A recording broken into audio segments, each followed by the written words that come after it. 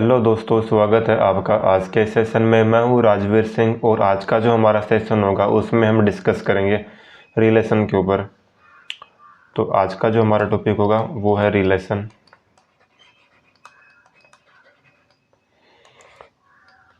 तो शुरू करते हैं आज के सेशन को। चैप्टर की शुरुआत करने से पहले हम बात करेंगे कार्टेशियन प्रोडक्ट की।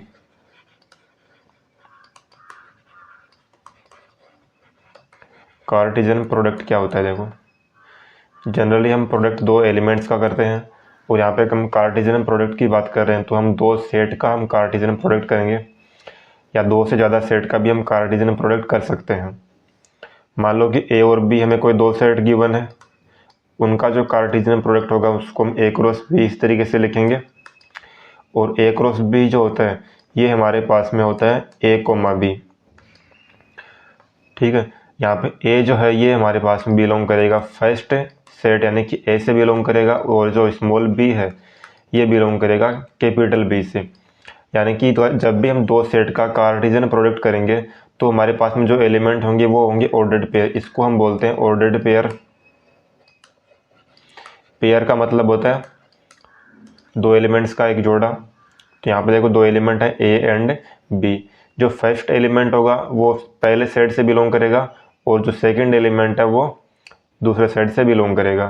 तो इस तरीके से हम करते हैं कार्टेशियन प्रोडक्ट। देखो, ऑर्डर्ड पेयर का मैं ध्यान रखना कि जब भी अपने को कोई एक ऑर्डर्ड पेयर गिवन है, जैसे मान लो कि मैंने लिखा है यहाँ पे 3x - 3, 7 इस तरीके से। जब भी कोई दो ऑर्डर्ड पेयर अगर इक्वल हो आपस के अंदर, जैसे मान लो कि ये जो है ये 9, 2y - 1 इसके इक्वल है, तो यहाँ पे जो फर्स्ट एलिमेंट होता है वो इस ऑर्डर्ड पेयर के फर्स्ट एलिमेंट के इक्वल होगा, यानी कि 3x - 3 जो है वो 9 के इक्वल होगा। और जो सेकंड एलिमेंट है वो दूसरे ऑर्डर्ड पेयर के सेकंड एलिमेंट के इक्वल होगा। जब भी दो ऑर्डर्ड पेयर आपस में अगर इक्वल हो तो फर्स्ट एलिमेंट दूसरे ऑर्डर्ड पेयर के फर्स्ट एलिमेंट के इक्वल होगा और सेकंड एलिमेंट दूसरे ऑर्डर्ड पेयर के सेकंड एलिमेंट के इक्वल होगा। तो यहाँ से x फाइंड आउट करेंगे हम। 3x = 9 + 3 यानी कि 12 है। x = आ जाएगा 4। यहाँ से 2y = 8 होगा एंड y = आ जाएगा 4। ये होता है हमारे पास में ऑर्डर्ड पेयर। जब भी हम दो सेट का अगर कार्टेशियन प्रोडक्ट कर रहे हैं तो हमारे पास में जो सेट बनेगा, जो एलिमेंट्स आएंगे सेट के अंदर वो आएंगे ऑर्डर्ड पेयर के अंदर। उनमें जो फर्स्ट एलिमेंट होगा वो इस पहले सेट से बिलोंग करेगा और जो सेकंड एलिमेंट है वो दूसरे सेट से बिलोंग करेगा। एक एग्जाम्पल देखते हैं इनका हम। इस एग्जाम्पल के लिए हमें गिवन है ए जो है वो x, y गिवन है एंड बी जो सेट है वो हमें गिवन है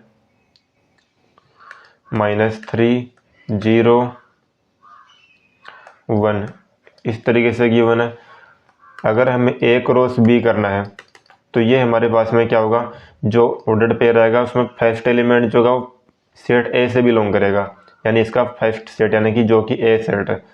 तो फर्स्ट एलिमेंट ए सेट से बिलोंग करेगा, तो मैंने ए सेट का कोई एक एलिमेंट x ले लिया और जो दूसरा एलिमेंट होगा वो हम लेंगे सेट बी से, तो मैंने -3 ले लिया। तो ये हमारे पास में एक एलिमेंट आ गया। इस तरीके से हम पहले सेट से ए सेट से x ले सकते हैं और बी सेट से 0 ले सकते हैं। तो ये हमारे पास में एक पॉसिबिलिटी होगी। इसी तरीके से हम x, 1 भी ले सकते हैं, y, -3 ले सकते हैं, y, 0 ले सकते हैं एंड y, 1 ले सकते हैं। तो इस तरीके से हमारे पास में टोटल इतने एलिमेंट होंगे। इस तरीके से हम करते हैं Cartesian product of two sets. अब बात करें इसमें नंबर ऑफ एलिमेंट्स की, तो कितने एलिमेंट इसके अंदर 1, 2, 3, 4, 5, 6 यानी कि number of element in A cross B जो है वो हमारे पास में है 6। अब ये 6 हमारे पास में कैसे है? देखो, number of element in set A जो है वो अपने पास कितने हैं, 2 है and number of element in set B कितने हैं, 3। इन दोनों को अगर मल्टीप्लाई करेंगे अपन तो हमारे पास में 6 आएगा। तो यानी कि number of element in A cross B जो है वो किसके इक्वल होता है, number of in set A into number of in set B. तो इस तरीके से फाइंड आउट करते हैं हम ये।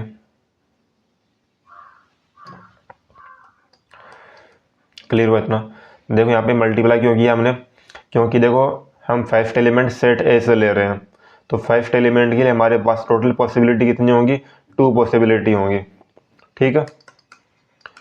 और जो सेकंड एलिमेंट है वो अपन सेट बी से ले रहे हैं, तो सेकंड एलिमेंट के लिए टोटल पॉसिबिलिटी होंगी 3, तो 2 × 3 करेंगे तो हमारे पास टोटल एलिमेंट आ जाएंगे 6। तो ये हो गया हमारे पास में cardinality of A cross B. तो ये होता है हमारे पास में कार्टेशियन प्रोडक्ट। ये 2 सेट का हमने कार्टेशियन प्रोडक्ट किया। अगर हमें 3 सेट का कार्टेशियन प्रोडक्ट करना हो तो भी हम सेम इसी तरीके से करेंगे। एग्जाम्पल के लिए मान लो ए अपने को कोई सेट गिवन है R, S, B कोई सेट गिवन है अपने को C, D एंड C कोई सेट गिवन है अपने को, यहाँ पे इस तरीके से लिखेंगे B = C कोई सेट गिवन है हमें 1। हमें यहाँ पे A cross B cross C करना है, तो वही सेम काम करेंगे अपन। इसमें देखो हमारे पास में 3 एलिमेंट्स आएंगे, इसके अंदर ऑर्डर्ड पेयर नहीं आएंगे क्योंकि 3 सेट किए हुए ना, तो जो हमारे पास में इधर 3 एलिमेंट आएंगे। जो फर्स्ट एलिमेंट होगा वो सेट ए से बिलोंग करेगा, सेकंड एलिमेंट सेट बी से बिलोंग करेगा और थर्ड एलिमेंट सेट सी से बिलोंग करेगा। क्लियर हुआ इतना? तो देखो फर्स्ट एलिमेंट सेट ए से बिलोंग कर रहा है, तो सेट ए से मान लो मैंने आर ले लिया, सेट बी से सी ले लिया और सेट सी से मैंने 1 ले लिया, तो ये हमारे पास में एक एलिमेंट हो गया। इसी तरीके से आर डी कोमा 1 भी ले सकते हैं, इसी तरीके से एस सी कोमा 1 ले सकते हैं एंड एस डी कोमा 1 भी ले सकते हैं। तो इस तरीके से हमारे पास में हो जाएगा 3 सेट का कार्टेशियन प्रोडक्ट। इसमें अगर नंबर ऑफ एलिमेंट्स की बात करें, कार्डिनलिटी की बात करें, तो वो किसके इक्वल होगी? सेम उसी तरीके से n A cross n B cross n C के इक्वल होगी। यहाँ पे देखो ए सेट के अंदर 2 एलिमेंट्स हैं, बी सेट में भी 2 एलिमेंट्स हैं एंड सी सेट के अंदर 1 एलिमेंट है, तो ए क्रॉस बी क्रॉस सी के अंदर टोटल 4 एलिमेंट हो जाएंगे यहाँ से। तो ये था हमारे पास में कार्टेशियन प्रोडक्ट। अब हम बात करेंगे रिलेशन की। देखो रिलेशन जब 2 सेट के बीच में डिफाइन करेंगे अपन,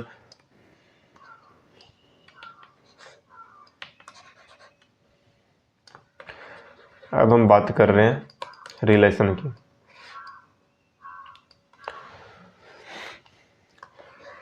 मान लो कि ये कोई सेट गिवन है हमें ए बी सी, ये कोई सेट गिवन है हमें बी एक्स वाई आर, इस तरीके से कोई एक सेट गिवन है। जैसे मान लो मैंने बोला कि ए जो है वो इस आर से रिलेटेड है, सॉरी एक्स से रिलेटेड है, ए का जो संबंध है वो एक्स से है और बी का जो रिलेशन है वो वाई के साथ में है एंड सी का रिलेशन आर के साथ में। तो ये हमारे पास में हो गया एक रिलेशन ए सेट से बी सेट के अंदर। यानी कि मैंने क्या किया कि 2 सेट के जो एलिमेंट्स हैं उनके बीच में रिलेशन डिफाइन किया। ठीक है, तो इस तरीके से हम रिलेशन लेते हैं। देखो रिलेशन हमारे पास किसी भी तरीके से हो सकता है। सेट ए की जितनी भी एलिमेंट है, किसी भी एलिमेंट की एक से ज़्यादा इमेज भी बन सकती है, 0 इमेज भी बन सकती है। अभी इमेज क्या होती है, देखो जैसे मान लो ए का जो रिलेशन है वो आर के साथ में, ए का रिलेशन है सॉरी एक्स के साथ में, ए का रिलेशन है एक्स के साथ में, तो ये जो एक्स होगा ये ए की क्या होगी? इमेज होगी। इसको हम ऐसे पढ़ेंगे एक्स इज इमेज ऑफ ए। और ये जो ए होता है इसको हम बोलते हैं प्री इमेज। ए जो होगा वो प्री इमेज होगी एक्स की, A is pre image of X. ठीक है, जो बी सेट के एलिमेंट्स होते हैं इसको अपन इमेज बोलेंगे, जिनका भी जो यहाँ पे ये हमारे पास इमेज हो जाएंगी इस सेट के एलिमेंट्स की। ठीक है, जो भी रिलेटेड है यहाँ पे। तो ये मैंने एक एग्जांपल लिया रिलेशन का। इसी तरीके से हम और रिलेशन भी डिफाइन कर सकते हैं। जैसे मान लो इसको R1 माना मैंने, ये मान लो सेम सेट ले रहा हूँ, जैसे कि मैं ए और बी मैंने कोई सेट ले लिया यहाँ पे, वही A B C X Y R से ए का रिलेशन मान लो कि वाई के साथ में है, बी का रिलेशन मान लो कि आर के साथ में है, तो ये भी हमारे पास में रिलेशन बनेगा। इसको भी हम रिलेशन बोल सकते हैं। ठीक है, रिलेशन को किसी भी तरीके से डिफाइन कर सकते हैं, किसी एलिमेंट का किसी से भी हो सकता है, या एक एलिमेंट का रिलेशन जो है एक से ज़्यादा एलिमेंट के साथ में हो सकता है, तो इसको भी हम रिलेशन डिफाइन कर सकते हैं, रिलेशन बोल सकते हैं। अब तो यहाँ पे अगर अपने को ऐसा बोला जाए कि अपने को पास में कोई 2 सेट गिवन है और उनके बीच में रिलेशन डिफाइन करना है, तो हम टोटल कितने रिलेशन फाइंड आउट कर सकते हैं, कितने रिलेशन उनके बीच में डिफाइन कर सकते हैं, वो अगर हमें फाइंड आउट करना हो तो कैसे करेंगे, देखो इसको हम इस तरीके से भी लिख सकते हैं। यहाँ पे जो R1 रिलेशन हमने फाइंड आउट किया है, ये तो विजुअल रिप्रेजेंटेशन हो गया हमारे पास में। इसको हम इस तरीके से भी लिख सकते हैं, R1 इज इक्वल टू पहले A सेट के एलिमेंट, बाद में B सेट के एलिमेंट। तो मैंने A सेट में से मान लो A को ले लिया, और A का रिलेशन किसके साथ में, X के साथ में है, तो A, X। इस तरीके से भी हम इसको लिख सकते हैं, B, Y, C, R। यानी R1 जो रिलेशन है उसको हम इस तरीके से भी लिख सकते हैं, इसका भी सेम मीनिंग निकलेगा। A का जो रिलेशन है वो X के साथ में है, B का रिलेशन Y के साथ में है, एंड C का रिलेशन R के साथ में है। तो ये हमारे पास में एक रिलेशन हो गया R1। R2 को अगर लिखें अपन इस तरीके से, तो इसको लिखेंगे A का रिलेशन Y के साथ में है, और B का रिलेशन X के साथ में, इसके अलावा B का रिलेशन R के साथ में भी है। तो ये हमारे पास में R2 रिलेशन होगा। इसी तरीके से देखो हम और भी रिलेशन इनके बीच में बना सकते हैं। अगर हम बात करें कि इनके बीच में टोटल नंबर ऑफ रिलेशन जो है वो कितने होंगे, हमें फाइंड आउट करना है total number of relation, how many relations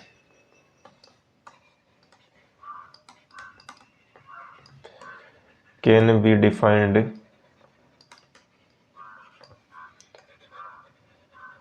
from set A to B। Set A से B के बीच में कितने रिलेशन डिफाइन कर सकते हैं, तो इसको समझते हैं। पहले देखो हम एक काम करते हैं, A और B का हम लेते हैं कार्टेशियन प्रोडक्ट यहाँ पे। तो वो क्या हो जाएगा,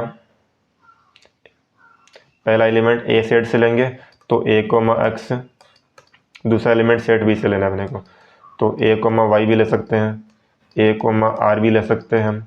इसी तरीके से B, X भी ले सकते हैं, B, Y भी ले सकते हैं, B, R भी ले सकते हैं।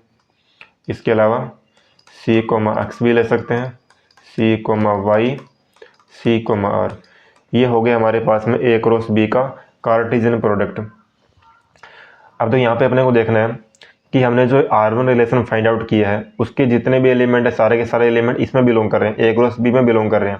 जैसे कि A, X है, इसमें भी आ रहा है, B, Y जो है ये इसके अंदर भी आ रहा है, B, Y, C, R जो है ये इसके अंदर भी आ रहा है।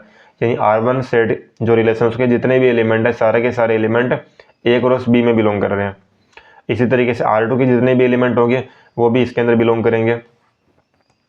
इसका मतलब क्या हुआ कि A सेट से B सेट के अंदर जितने भी रिलेशन हम डिफाइन कर रहे हैं R, वो ऑलवेज क्या होगा, A क्रॉस B का क्या होगा, सबसेट होगा। मतलब हम A क्रॉस B का कोई भी अगर सबसेट ले रहे हैं, रैंडम सबसेट ले रहे हैं, तो वो भी हमारे पास में एक रिलेशन बनेगा। ठीक है, हमें निकालना टोटल नंबर ऑफ रिलेशन अपने को फाइंड आउट करने हैं, तो हम क्या करेंगे, इसके टोटल नंबर ऑफ सबसेट्स निकाल लेंगे। ठीक है, तो यहाँ पे टोटल नंबर ऑफ सबसेट अगर निकाले हम A क्रॉस B के, तो वो कितने बनेंगे, total number of subsets of A cross B, तो वो कितने बन जाएंगे, A क्रॉस B के अंदर टोटल एलिमेंट कितने हैं, 9 एलिमेंट हैं, तो 2 की power cardinal number of A cross B, और A क्रॉस B में टोटल एलिमेंट 9 गिवन है, तो 2 की पावर 9 टोटल सबसेट्स बन जाएंगे। और टोटल नंबर ऑफ रिलेशन जो होंगे वो भी हो जाएंगे 2 की पावर 9, क्योंकि इसका कोई भी सबसेट जो होगा वो एक रिलेशन बनेगा। ठीक है, टोटल सबसेट्स हमारे पास में 2 की पावर 9 है, तो टोटल रिलेशन जो होंगे वो भी 2 की पावर 9 बन जाएंगे यहाँ पे।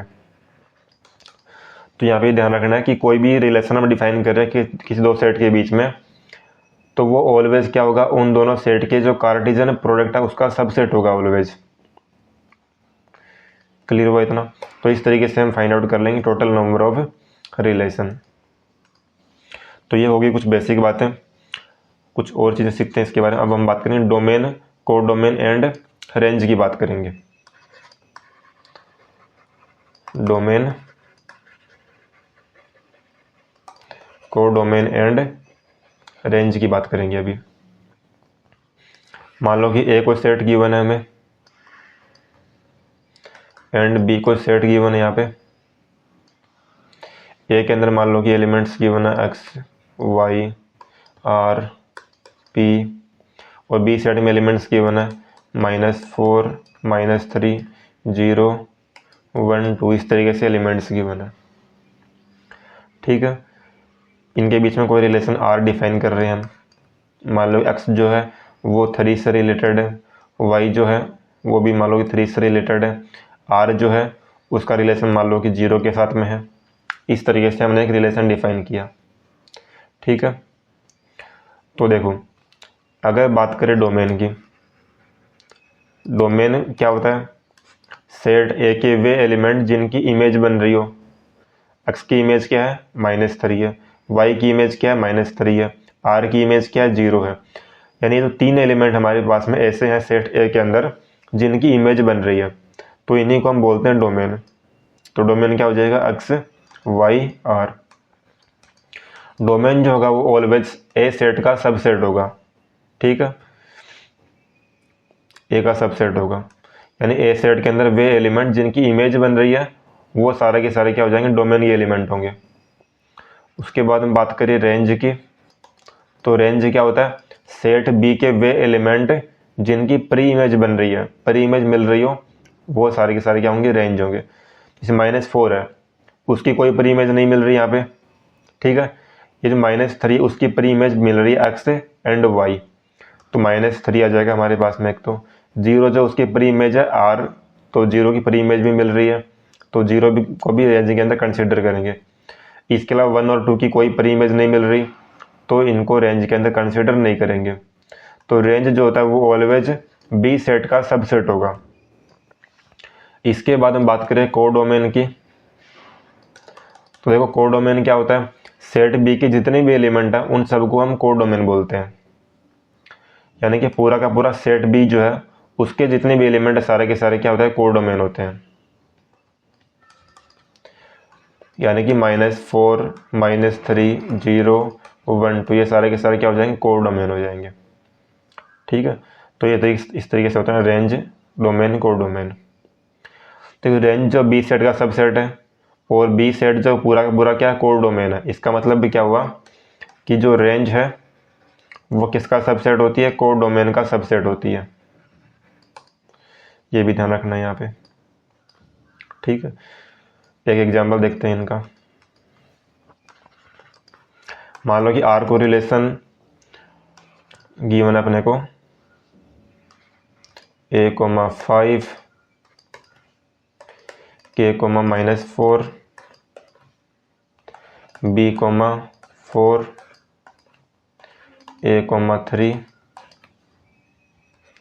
c,9 k,3। इस तरीके से मान लो कि कोई रिलेशन गिवन है। इसके अंदर अपने को फाइंड आउट करना है डोमेन क्या है, इसका डोमेन फाइंड आउट करना है एंड इसकी रेंज फाइंड आउट करनी है।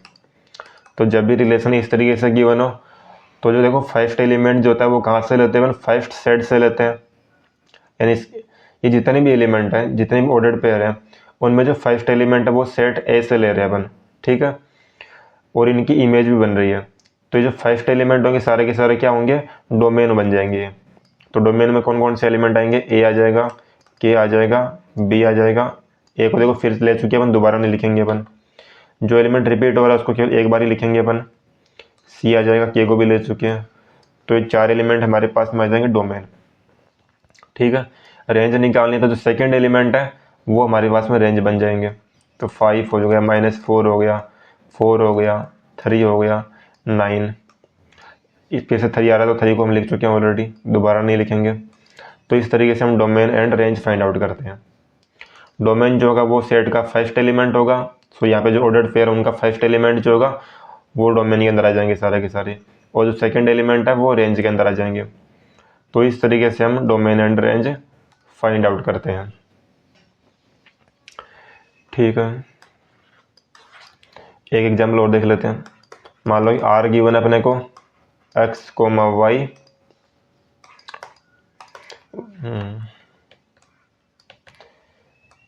where x, y belongs to w and w means whole number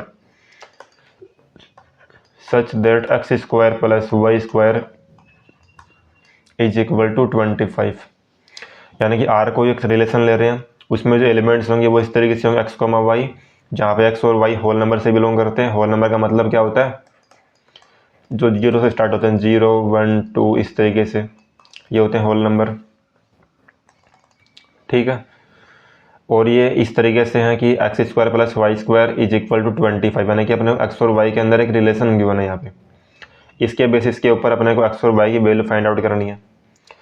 suppose करो कि x की वैल्यू अगर मैं 0 लेता हूँ तो y की वैल्यू क्या होगी, यहाँ पे x की जगह पर अगर 0 पुट करेंगे then y² is equal to 25 and y is equal to आएगा ±5।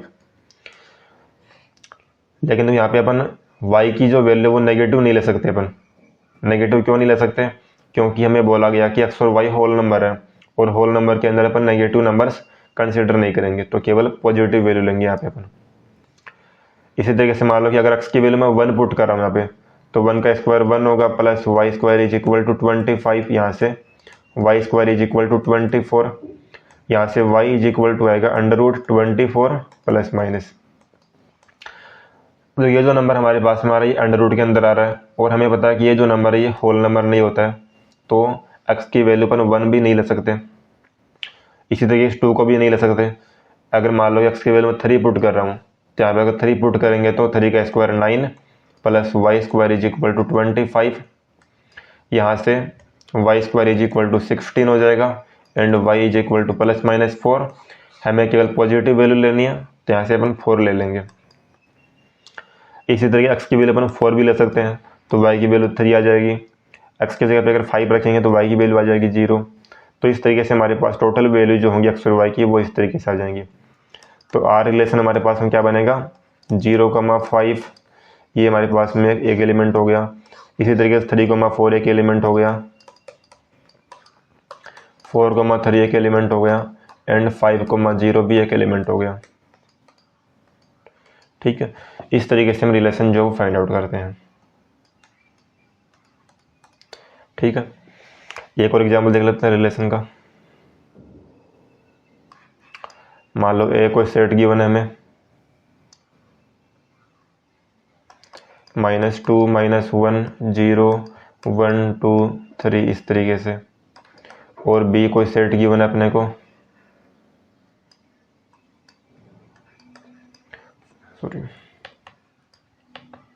-1, 0, 1, 2, 3, 4, 5 इस तरीके से। हमें ए से बी के अंदर एक रिलेशन डिफाइन किया गया, आर डिफाइन किया गया रिलेशन। आर जो है वो इस तरीके से है x, y, जहाँ पे x जो वो सेट ए से बिलोंग करता है, x जो वो सेट ए से बिलोंग करेगा एंड y जो है वो सेट बी से बिलोंग करेगा। इस प्रकार से है कि y is equal to x²। देखो बी सेट के जितने भी एलिमेंट है वो सारे के सारे क्या y की वैल्यू है, ए सेट की जितने भी एलिमेंट है वो सारे की सारी x की वैल्यू है, और इनके बीच में रिलेशन जो वो इस प्रकार से है कि y is equal to x²। यानी कि हमें ए सेट के जो एलिमेंट्स हैं उनका स्क्वायर करना है, इसका जो स्क्वायर होगा वही उसकी इमेज होगी यहाँ पे। तो -2 का स्क्वायर क्या होता है, 4 होता है, तो -2 की जो इमेज होगी वो हो जाएगी 4। -1 का स्क्वायर 1 होता है तो इसकी इमेज हो जाएगी 1। 0 का स्क्वायर 0 होता है तो इसकी इमेज हो जाएगी 0। 1 का स्क्वायर 1 होता है तो इसकी इमेज 1।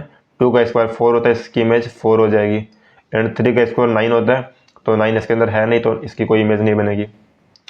तो रिलेशन हमारे पास क्या बन जाएगा, r इज इक्वल टू -2 का रिलेशन है 4 के साथ में, -1 का रिलेशन 1 के साथ में, 0 का रिलेशन 0 के साथ में, 1 का रिलेशन 1 के साथ में एंड 2 का रिलेशन हो गया 4 के साथ में। तो इस तरीके से हम रिलेशन फाइंड आउट करेंगे। तो रिलेशन का मतलब क्या है कि दो सेट हम गिवन अपने को, उनके एलिमेंट के बीच में कोई रिलेशन डिफाइन कर रहे हैं अपन। ठीक है, तो ये बात होगी हमारे पास में रिलेशन की।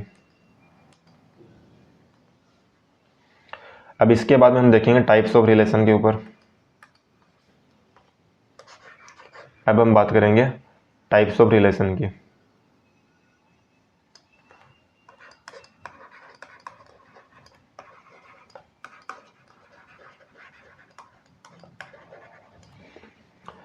टाइप्स ऑफ रिलेशन, देखो फर्स्ट टाइप जो है वो हमारे पास में होता है रिफ्लेक्सिव रिलेशन।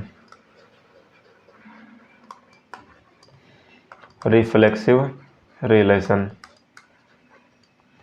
देखो रिफ्लेक्सिव का मतलब होता है खुद का खुद से संबंध। जैसे कि मैं मान लो बोलूँ, मैं 1,1 लिखा मान लो मैंने, इसका मतलब क्या है कि 1 का जो रिलेशन है वो किसके साथ में है, 1 के साथ में, यानी 1 की जो इमेज है वो 1 ही है। यानी कि जब भी खुद का खुद से संबंध होता है तो उसको हम बोलते हैं रिफ्लेक्सिव रिलेशन। ठीक है, यानी कि ए कोमा ए, जब भी इस टाइप के एलिमेंट्स मिलते हैं अपने को तो उसका मतलब है कि वो रिलेशन जो होगा वो कैसा होगा, रिफ्लेक्सिव रिलेशन होगा। यानी ए का जो रिलेशन यहाँ पे वो ए के साथ में है।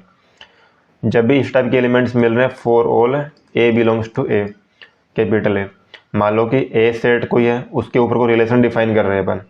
ठीक है, तो इस ए सेट के जितने भी एलिमेंट हैं उन सभी के लिए अगर हमारे पास में ऐसे एलिमेंट अगर मिल रहे हैं अपने को ए कोमा ए, तो हम उसको बोलेंगे रिफ्लेक्सिव रिलेशन। ठीक है, तो ये हमारे पास क्या बन जाएगा, रिफ्लेक्सिव रिलेशन।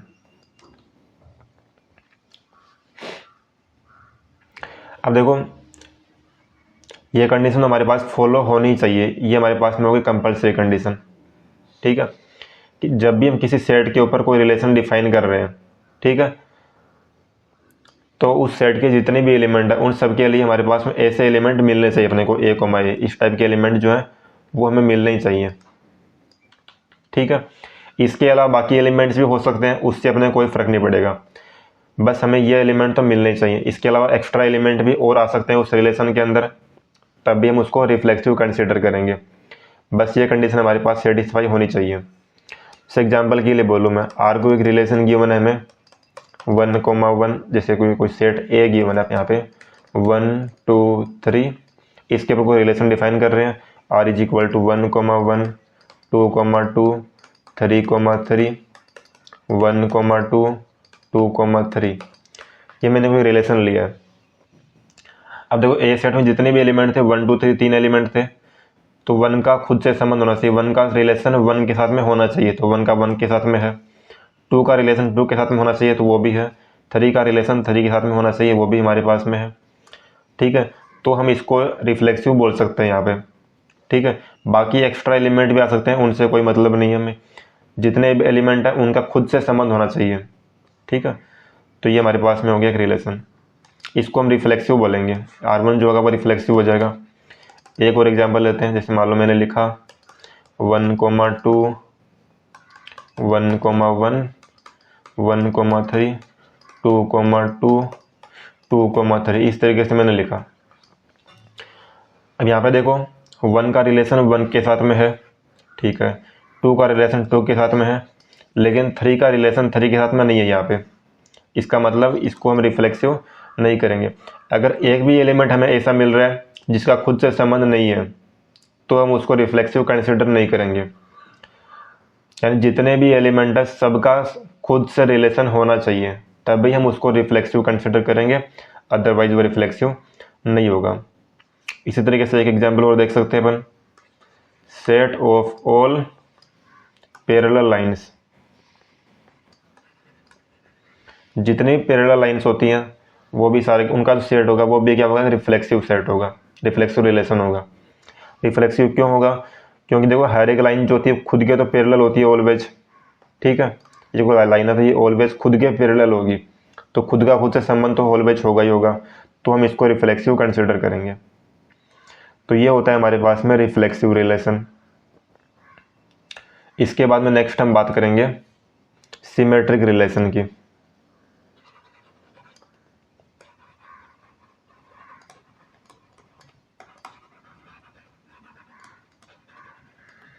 देखो सिमेट्रिक रिलेशन का मतलब है कि अगर ए का रिलेशन बी के साथ में है, ठीक है, ए का रिलेशन बी के साथ में है, तो बी जो है उसका रिलेशन ए के साथ में भी होना चाहिए, यानी उल्टा रिलेशन भी होना चाहिए। कोई एलिमेंट है उसका रिलेशन किसी दूसरे एलिमेंट के साथ में है, तो दूसरा वाला जो एलिमेंट है उसका रिलेशन पहले वाले के साथ में भी होना चाहिए। यानी ए रिलेशन बी है, इसका मतलब क्या, ए की जो इमेज है वो बी है और ए क्या पर इमेज है। अगर ये कंडीशन फॉलो हो रही, कहीं पे भी अगर हमें ऐसा एलिमेंट मिल रहा है, यानी कि ए कोमा बी अगर कोई एक एलिमेंट मिल रहा है, तो उस रिलेशन के अंदर बी कोमा ए एलिमेंट भी मिलना चाहिए, तो हम उसको सिमेट्रिक बोलेंगे। एग्जाम्पल के लिए वही मान लो ए सेट लेते हैं अपन 1 2 3। आर कोई रिलेशन गिवन है, मान लो कि 1 2 2 3 1 3 1 1 2 1 3 2 3 1। इस तरीके से कोई रिलेशन लिया हमने। इसको देखते हैं, तो यहाँ पे 1 2 मिल रहा है, तो हमें 2 1 भी मिलना चाहिए। तो 2 1 भी मिल रहा है अपने को, यानी इस एलिमेंट का जो हमारे पास सिमेट्रिक एलिमेंट होगा वो ये बन जाएगा। ठीक है, 2 3 आ रहा है यहाँ पे, तो 3 2 भी मिलना चाहिए इस रिलेशन के अंदर, तो 3 2 भी मिल रहा है। ठीक है, इस एलिमेंट के लिए सेटिस्फाई हो रही कंडीशन। 1 3 आ रहा है, तो 3 1 भी मिल रहा है अपने को, तो इसके लिए भी सेटिस्फाई हो रही है। 1 1 है, उसका उल्टा करेंगे अगर तो 1 1 ही बनेगा, तो वापस वही एलिमेंट आ जाएगा। यानी जितने भी एलिमेंट है सबकी ऑपोजिट इमेज भी बननी चाहिए, यानी कि ए बी अगर बिलोंग कर रहा है इसके अंदर, तो बी ए भी बिलोंग करना चाहिए। ये कंडीशन हर एक एलिमेंट के लिए सेटिस्फाई होनी चाहिए, तो सबके लिए सेटिस्फाई हो रही है, तो इसको हम सिमेट्रिक रिलेशन बोलेंगे। अगर हमारे पास में एक भी एलिमेंट ऐसा मिल रहा है जिसके लिए कंडीशन सेटिस्फाई नहीं हो रही है, तो हम उसको सिमेट्रिक कंसिडर नहीं करेंगे। एग्जाम्पल के लिए दूसरा रिलेशन लेते हैं, मान लो अपन जैसे कि 1 2 है, 2 3 है, 1 3 है, 2 2 है, 3 2 है एंड 3 1 है। ये कोई रिलेशन लिया हमने, इसको चेक करते हैं कि सिमेट्रिक है या नहीं है। देखो 2 3 जो उसकी इमेज है 3 2 मिल रही है। 1 3 इसका उल्टा करेंगे तो 3 1 ये भी मिल रहा है। यहाँ पे जो 1 2 है इसका अगर उल्टा करते हैं तो 2 1 बनेगा, और 2 1 यहाँ पे बिलोंग नहीं कर रहा। मतलब हमें एक एलिमेंट ऐसा मिल गया जिसके लिए ये कंडीशन सेटिस्फाई नहीं हो रही है, तो हम इसको सिमेट्रिक रिलेशन नहीं बोल सकते। ठीक है, एक और एग्जांपल देखें, set of all parallel lines. जितनी भी पैरेलल लाइंस होती हैं वो भी क्या होती है, उनका जो सेट होता है वो भी सिमेट्रिक रिलेशन होता है। कैसे, मान लो कि ये कोई L1 लाइन गिवन है अपने को, ये लाइन है L2 लाइन गिवन है। अगर मैं ऐसा बोलूँ कि L1 लाइन जो वो L2 के पैरेलल है, L1 लाइन जो वो L2 के पैरेलल है, तो यहाँ से ऐसा भी बोल सकता हूँ कि मैं L2 जो है वो L1 के पैरेलल भी होगा। ठीक है, तो हम इसको सिमेट्रिक रिलेशन बोल देंगे। यानी जब भी हमें सिमेट्रिक रिलेशन चेक करना हो तो क्या करेंगे, हम ए और बी को आपस में इंटरचेंज कर देंगे।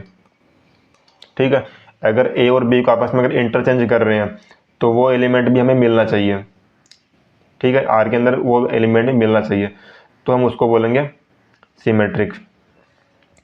रिफ्लेक्सिव अगर चेक करना तो ए और बी को इक्वल कर देंगे, तो रिफ्लेक्सिव चेक कर लेंगे वहां से हम। उसके बाद बात करते हैं थर्ड नंबर पे, ट्रांजिटिव रिलेशन।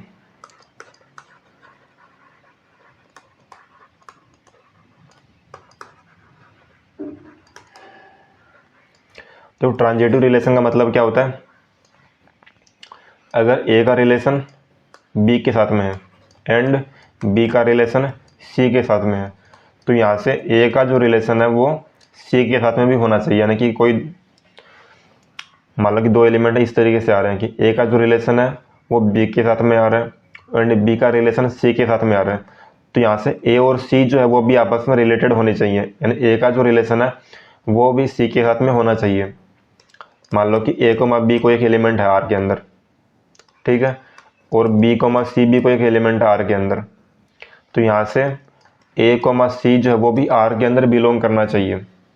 ठीक है, तो हम उसको ट्रांजिटिव बोल सकते हैं।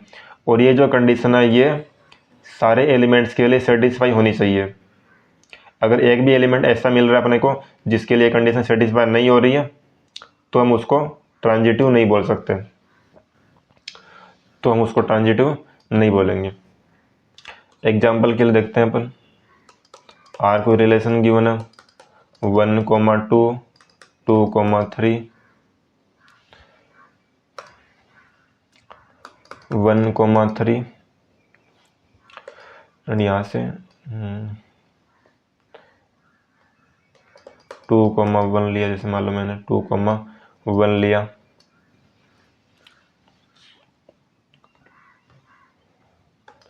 ठीक है, इस सेट को चेक करते हैं एक बार कि हमारे पास ट्रांजिटिव है या नहीं है। ये जो रिलेशन उसको देखते हैं ट्रांजिटिव है या नहीं है। देखो 1 का रिलेशन 2 के साथ में है एंड 2 का रिलेशन 3 के साथ में है, तो 1 का रिलेशन जो 3 के साथ में भी होना चाहिए, मतलब 1,3 भी इसके अंदर मिलना चाहिए, तो 1,3 आ रहा है। ठीक है, इसके लिए सेटिस्फाई हो रही है। इसी तरीके से अगर देखिए अपन 2 का रिलेशन 1 के साथ में है एंड 1 का रिलेशन 3 के साथ में है, तो यहाँ से 2 का जो रिलेशन वो 3 के साथ में भी होना चाहिए, तो 2 का रिलेशन 3 के साथ में भी है यहाँ पे, तो यहाँ से भी कंडीशन सेटिस्फाई हो रही है। इसके अलावा और अगर देखिए अपन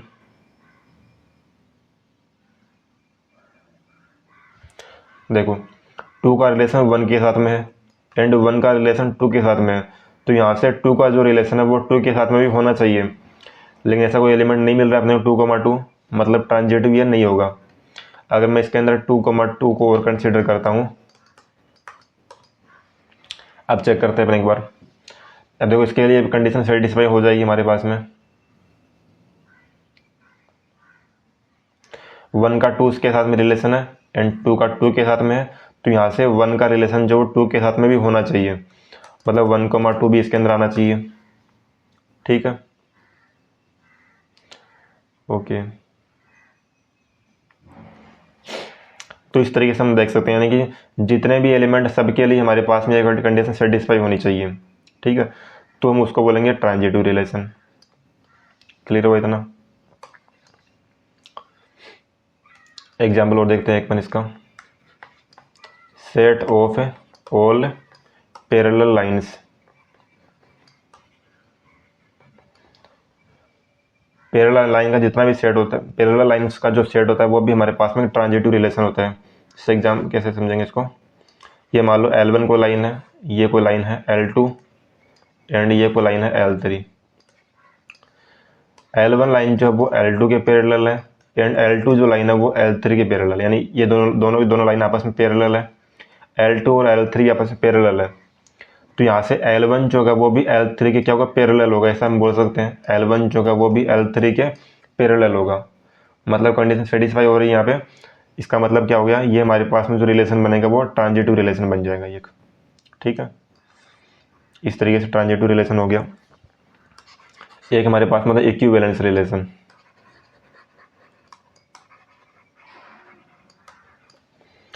इक्विवेलेंस रिलेशन किसको बोलेंगे हम, यानी कोई रिलेशन R जो रिफ्लेक्सिव भी हो, सिमेट्रिक भी हो एंड ट्रांजिटिव भी हो, अगर तीनों रिलेशन हो तो हम उसको बोलते हैं equivalence relation. If R is reflexive, symmetric and transitive, तो हम यहाँ पे बोल सकते हैं कि R जो होगा वो इक्विवेलेंस रिलेशन होगा। अगर कोई रिलेशन रिफ्लेक्सिव भी है, सिमेट्रिक भी है एंड ट्रांजिटिव भी है, तो वो जो रिलेशन होगा हमारे पास में वो एक इक्विवेलेंस रिलेशन भी होगा। जैसे एग्जांपल के लिए हमने देखा set of all parallel lines.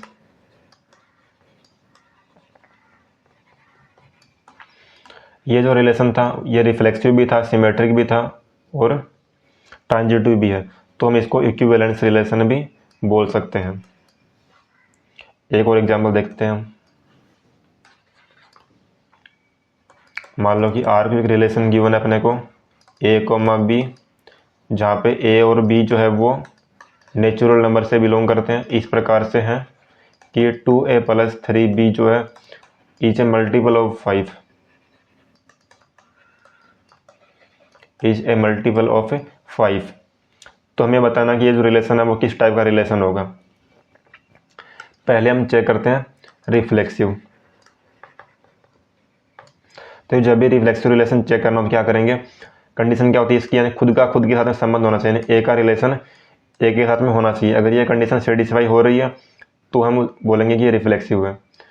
तो क्या करेंगे, जहाँ पे बी है ना उधर हम ए पुट कर देंगे, यानी कि ए और बी को इक्वल कर देंगे। जब भी रिफ्लेक्सिव चेक करना हो तो ए और बी को आपस में इक्वल कर देंगे। इक्वल करने के बाद में अगर कंडीशन सेटिस्फाई हो रही है तो हम बोलेंगे कि वो रिफ्लेक्सिव होगा। R क्या है, 2A + 3B जो है वो एक 5 का मल्टीपल है, यानी कि 5 से डिविजिबल है। तो 5 का मल्टीपल 5 के ले लिया मैंने। अब यहाँ पे अगर मैं बी की जगह पे ए पुट कर रहा हूँ तो क्या बनेगा, ये 2a प्लस 3a, और ये हमारे पास किसके इक्वल होता है, 5a के इक्वल होता है। इसका मतलब ये जो a हमारे पास नेचुरल नंबर से बिलोंग कर रहा है, इसका मतलब ये जो नंबर हमारे पास में होगा ये भी 5 का एक मल्टीपल होगा। मतलब जो रिलेशन की कंडीशन है वो सेटिस्फाई कर रहा है। इसका मतलब r जो हमारे पास में होगा वो रिफ्लेक्सिव होगा, r इज रिफ्लेक्सिव। उसके बाद चेक करते हैं अपन सिमेट्रिक।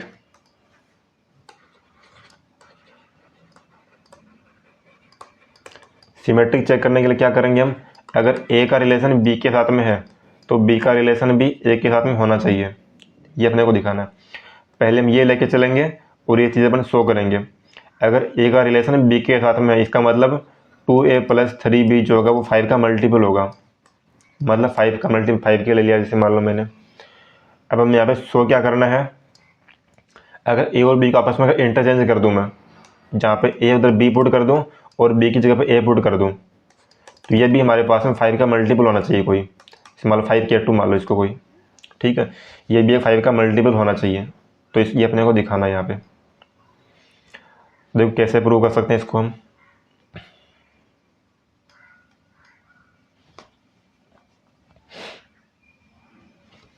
देखो एक बार अगर हम इन दोनों को अगर ऐड करते हैं तो हमारे पास में क्या आ रहा है, 2a प्लस 3a जो कि 5a बन गया, और 3b plus 3b plus 2b यानी कि 5b बन गया यहाँ पे, इज इक्वल टू क्या है, 2a plus 3b plus 2b plus 3। हम इसको हम ऐसा लिख सकते हैं, यानी इन दोनों को अगर हम ऐड करेंगे तो हमारे पास में ये आएगा, और इसको हम 5a b ऐसा लिख सकते हैं। और 2a प्लस 3b जो है वो उसकी वैल्यू 5k1 के इक्वल है, तो 5k1 plus 2b plus 3a बन गया यहाँ से।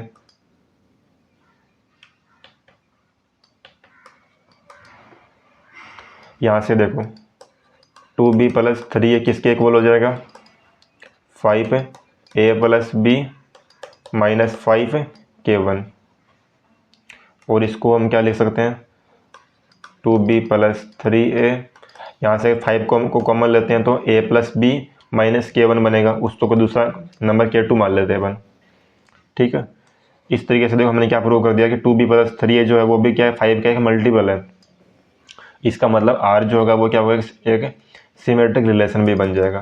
This is imply r is symmetric, मतलब r जो हमारे पास सिमेट्रिक रिलेशन भी हो गया।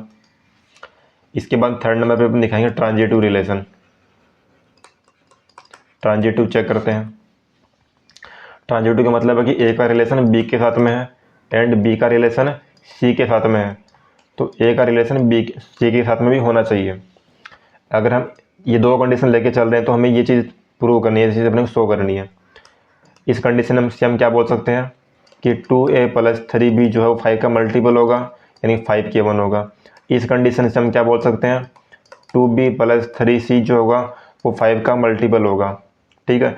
और हमें शो क्या करना है कि a एंड c जो उसके लिए भी ये कंडीशन सेटिस्फाई होनी चाहिए, यानी कि अपने को शो करना है कि 2a प्लस 3c जो होगा वो भी कोई 5 का मल्टीपल होगा, ये अपने को शो करना है यहाँ पे, ठीक है। तो करते हैं इसको शो। तो कैसे कर सकते हैं, वैसे हम काम करेंगे।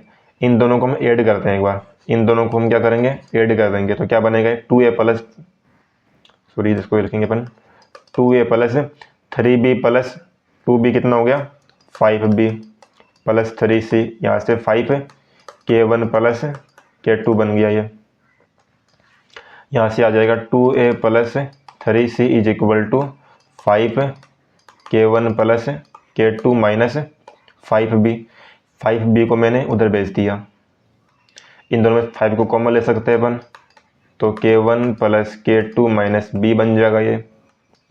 और इधर से क्या आ गया 2a प्लस 3c, यहाँ से भी हमारे पास कोई ना कोई नंबर आएगा, इंटीजर आएगा, इसको हम k मान सकते हैं। इसका मतलब 2a प्लस 3c जो होगा वो भी 5 का कोई एक मल्टीपल होगा। इसका मतलब ये जो रिलेशन होगा हमारे पास में ट्रांजिटिव भी हो गया। This is imply r is transitive. अब देखिए ये जो रिलेशन हमारे पास में रिफ्लेक्सिव भी है, सिमेट्रिक भी है, ट्रांजिटिव भी है। तो हम क्या बोल सकते हैं कि आर जो हमारे पास में होगा वो एक इक्विवेलेंस रिलेशन होगा। R is equivalence relation. R जो रिलेशन हमारे पास में होगा वो एक इक्विवेलेंस रिलेशन होगा। ठीक है, तो आज के लिए इतना ही।